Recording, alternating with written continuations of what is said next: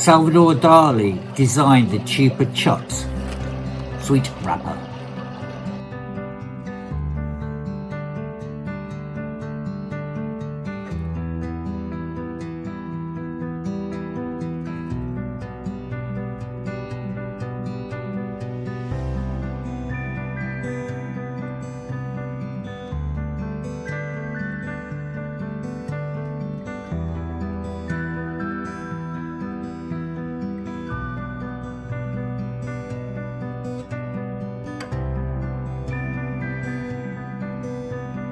Dali designed the sweet wrapper for Chupa Chups lollies. He took no payment except a life supply of free lollies. Prior to this event, Dali received his formal education in fine arts in Madrid.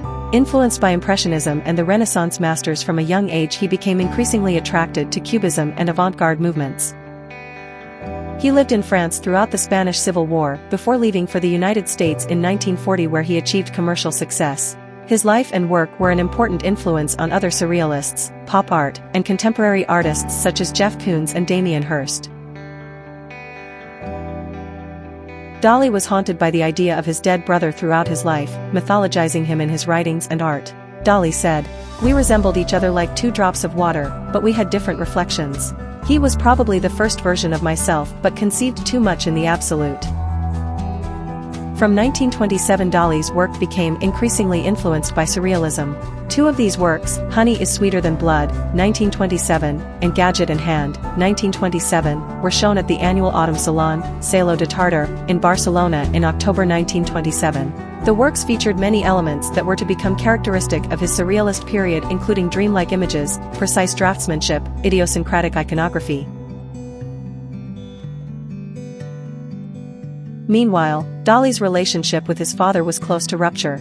Don Salvador Dali y strongly disapproved of his son's romance with Gala and saw his connection to the surrealists as a bad influence on his morals. The Barcelona newspaper that his son had recently exhibited in Paris a drawing of the Sacred Heart of Jesus Christ, with a provocative inscription, "Sometimes, I spit for fun on my mother's portrait."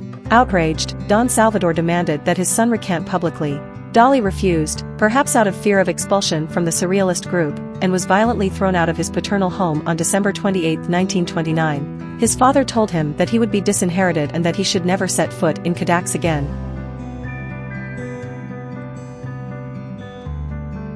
There have been allegations that Dali was forced by his guardians to sign blank canvases that could later be used in forgeries.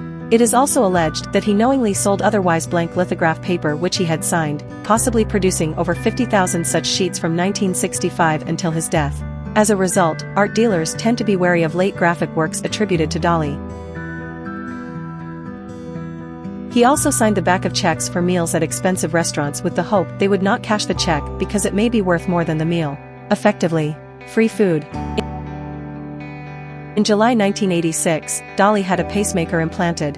On his return to his theater museum, he made a brief public appearance, saying that when you are a genius, you do not have the right to die, because we are necessary for the progress of humanity.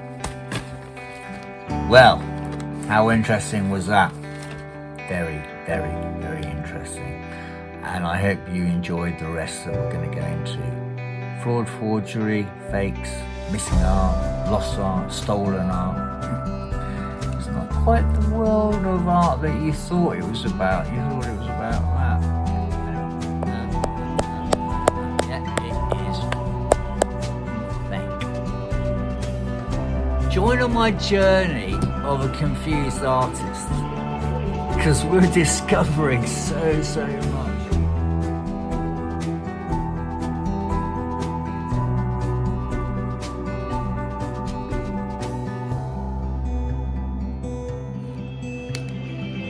British against the world!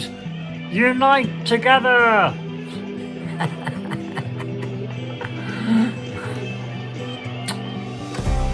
Become a subscriber.